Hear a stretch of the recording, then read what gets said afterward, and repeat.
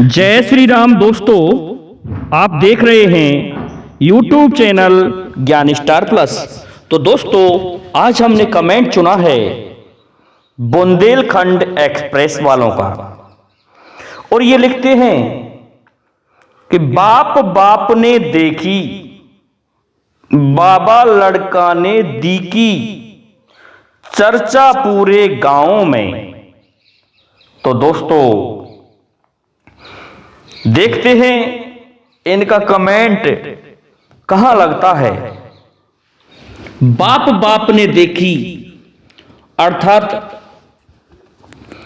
पिताजियों ने देखी, बाबा लड़का ने दी की। और दी का अर्थ होता है दोस्तों अर्थात अपनी ही बहन का अर्थ लगता है। चर्चा पूरे गांव में, और ये चर्चा पूरे गांव में और तो क्या पुराणों के अनुसार तो अब सभी के पास है। तो क्या होता है दोस्तों, हम आपको ये पहेली बताने जा रहे हैं बुंदेलखंड एक्सप्रेस वालों का, कि जब द्वापर युग में महाराज पांडु ने विवाह किया था कुंती के साथ में, कुंती के साथ में विवाह हुआ पांडु का, जो कि सूरसेन महाराज वसुदेव जी के जो पिताजी थे, उनके यहां पर शोकीपुर में उनका विवाह हुआ था। कई बार हमसे पूछा जाता है कि भगवान कृष्ण के पिता वसुदेव जी का गांव कौन सा था, तो उनका गांव दोस्तों शोकीपुर था। उस शोकीपुर में ही महाराज पांडु का विवाह हुआ। इस प्रकार से भगवान कृष्ण की कुंती बुआ लगती थी। इसके पश्चात क्या होता है कि भगवान कृष्ण और अर्जुन दोनों मामा फूफी के लड़के लगते थे। मामा फूफी के होने पर भी एक बड़ा ही अद्भुत रहस्य खुलता है कि भगवान कृष्ण की एक बहन थी जिनका नाम था सुभद्रा। अब सुभद्रा के जन्म के बारे में पूछते हैं कि सुभद्रा आई कहां से। तो दोस्तों, सुभद्रा श्री वसुदेव जी की दूसरी पत्नी जिनका नाम रोहिणी था,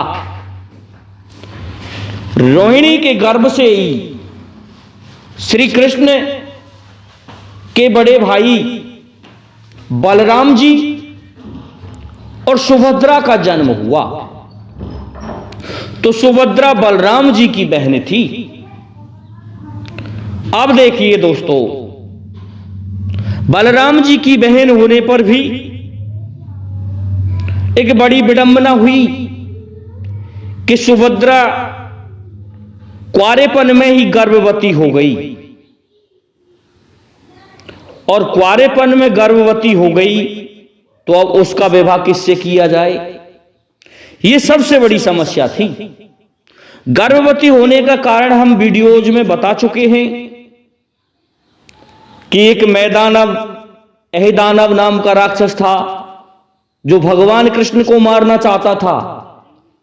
उसने एक ऐसा यंत्र बनाया था कि उस यंत्र के पहले बटन को दबा दें तो उससे लड़ने के लिए एक योद्धा खड़ा हो जाता था, अपने आप उत्पन्न होता था। और यदि दूसरे बटन को दबा दिया तो वह योद्धा मारा जाता था।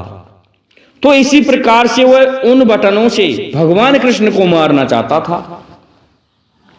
तो भगवान कृष्ण ने उल्टा उसे ही मार दिया कि वीर, मुझे नहीं पता कि आप किस तरह से मारोगे कृष्ण को, एक ब्राह्मण का वेश रखे।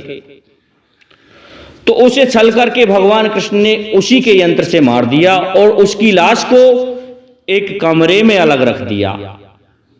जब सुभद्रा ने उसमें एक सेंटी चला के सूंघ लिया तो उससे वह गर्भवती हो गई थी। अब उसका विवाह किससे हो, तो अर्जुन में और भगवान कृष्ण में एक बार एक बहस हो जाती है। अर्जुन कहता है कि अरे भाई कृष्ण, क्या तुम ये 16,000 जो पटरानियां गोपियां हैं तुम्हारी, इन तुम सभी के साथ में जाते हो क्या? कि ऐसा है वीर अर्जुन, मैं जिसके पास में तुम्हें नहीं मिलूं मैं उसे तुम्हें दे दूंगा। इस प्रकार से वचनों में बांध लिया अर्जुन को, और अर्जुन ने हां कह दिया। जब अर्जुन रात को देखता रहा तो किसी जगह पर भी जाता, वहां पर भगवान कृष्ण किसी के साथ तो बंसी बजाते मिल रहे थे, तो किसी के साथ नृत्य कर रहे थे। इस तरह से उन कक्षों में अर्जुन घूम रहा था। लेकिन भूलवश वह चला जाता है सुभद्रा के कक्ष में, और सुभद्रा के कक्ष में भगवान कृष्ण नहीं मिले, क्योंकि वह तो बहन थी। जब वो नहीं मिले तो भगवान कृष्ण से बचने के लिए चुपके से निकलने लगे। उसी समय भगवान कृष्ण ने हाथ पकड़ लिया, कहने लगे अब कहां जाओगे? कि ये तो बहन है हमारी। के बहन नहीं, तुमने मुझे वचन दिया था और मैंने तुमको वचन दिया था, इसलिए तुम अब इससे विवाह करो। इस कारण से अर्जुन का विवाह सुभद्रा के साथ हुआ। तो देखिए दोस्तों, बाप बाप ने देखी, अर्थात बाप था अर्जुन का पांडु, और उनका जो पुत्र हुआ वह अभिमन्यु का पिता था, वह भी बाप था। उसने भगवान कृष्ण की बहन सुभद्रा के साथ विवाह किया। अगली लाइन में लिखा है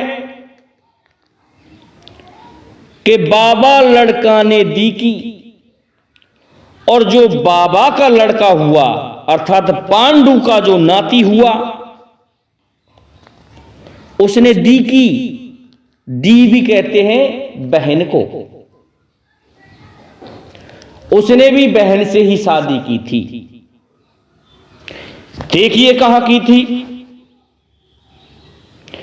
कि एक लड़की थी बलराम जी की। बलराम जी की जो लड़की थी, जब वह जवान हो गई तो उस लड़की से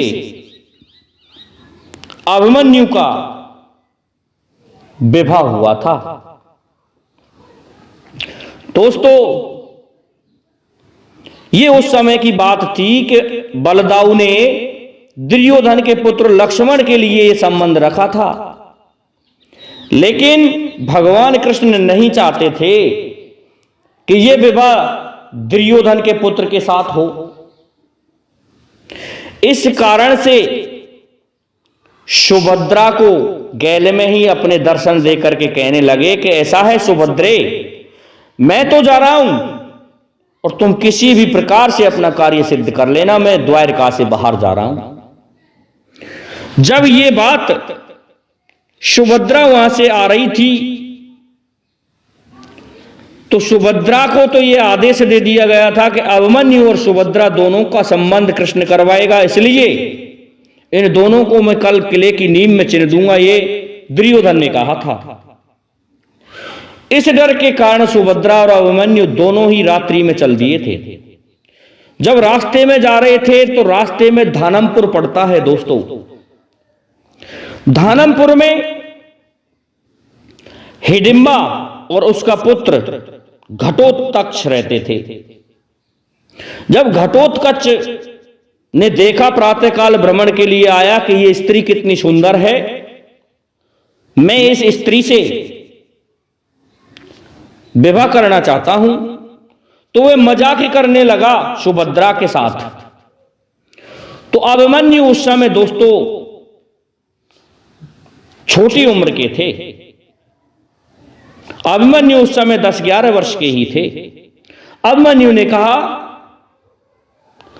अरे दुष्ट, तू मेरी मां से मजाक कर रहा है, तुझे शर्म नहीं आती? इस पर वह कहता है, बालक तू चुप रह, यह मेरी पत्नी बनाने योग्य है। जब इस तरह से कहा घटोत्कच ने, तो घटोत्कच के लिए चुनौती दे दी वीर अभिमन्यु ने, और उस जगह पर घटोत्कच और वीर अभिमन्यु में युद्ध होता है। उस युद्ध में वीर अभिमन्यु ने घटोत्कच को बाणों से बींध दिया था। घटोत्कच का कोई बस नहीं चल पाया कि वो वीर अभिमन्यु को कब्जे में कर ले, लेकिन उसका बड़ा शरीर था। इस कारण से उसने क्या किया कि एक पर्वत को उठा लिया और पर्वत को उठा करके वीर अभिमन्यु के ऊपर डाल दिया।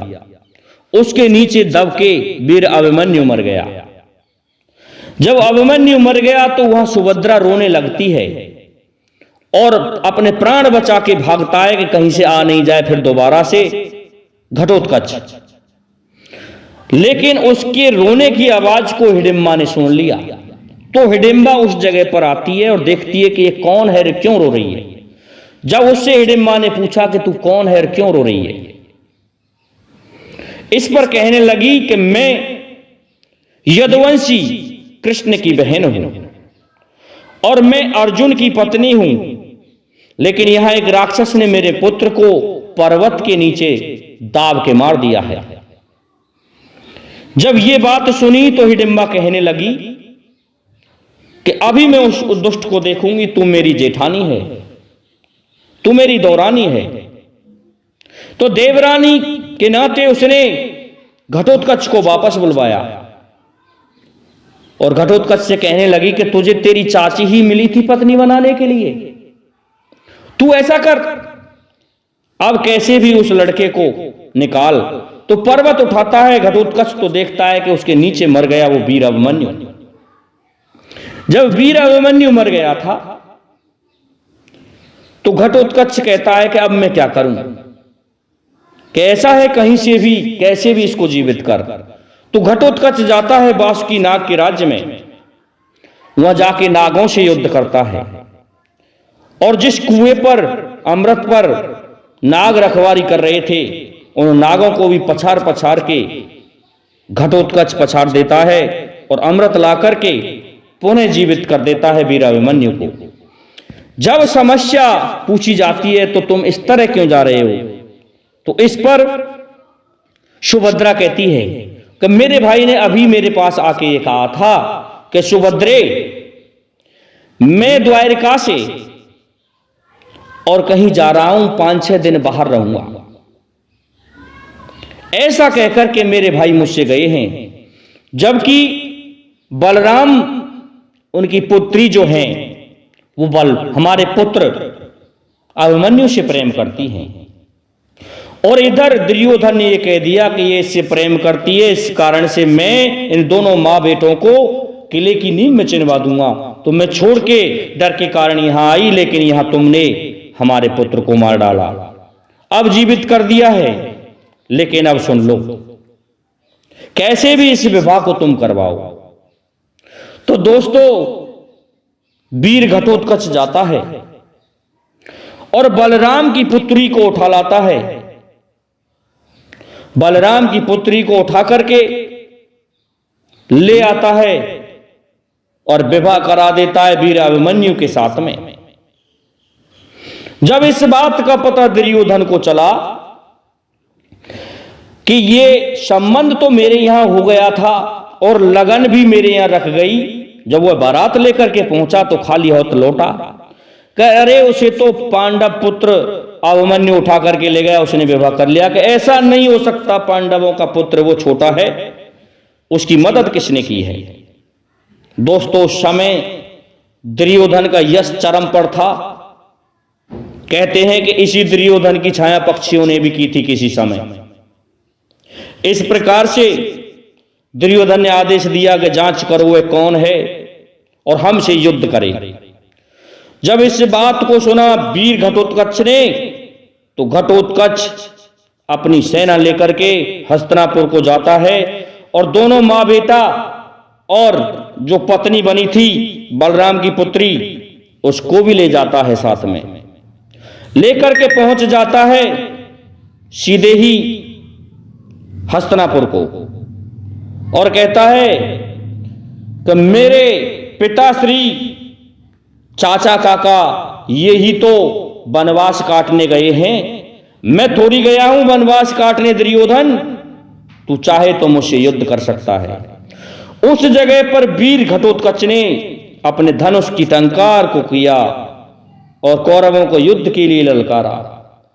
कौरव वीर घटोत्कच की टंकार को सुन के घरों में घुस गए और कहने लगे कि ये भीम का पुत्र है, ये निश्चित ही मार डालेगा सभी को। कौरव चुप हो जाते हैं और कह दिया कि जब तक वो नहीं आते लौट के, यदि तूने इन दोनों की तरफ उंगली भी उठाई तो दुर्योधन तुझे उठा करके मैं मसूल दूंगा पकड़ के और तुझे हमेशा हमेशा के लिए समाप्त कर दूंगा। इस तरह से वीर घटोत्कच ने हस्तिनापुर में जाकर के चुनौती दे दी और उस बात को सुन के दुर्योधन चुप हो गया। तो दोस्तों, बाबा बेटा ने दी की, अर्थात बाबा के बेटा ने दी की। बाबा के बेटा ने शादी की थी, वह बहन से ही की थी।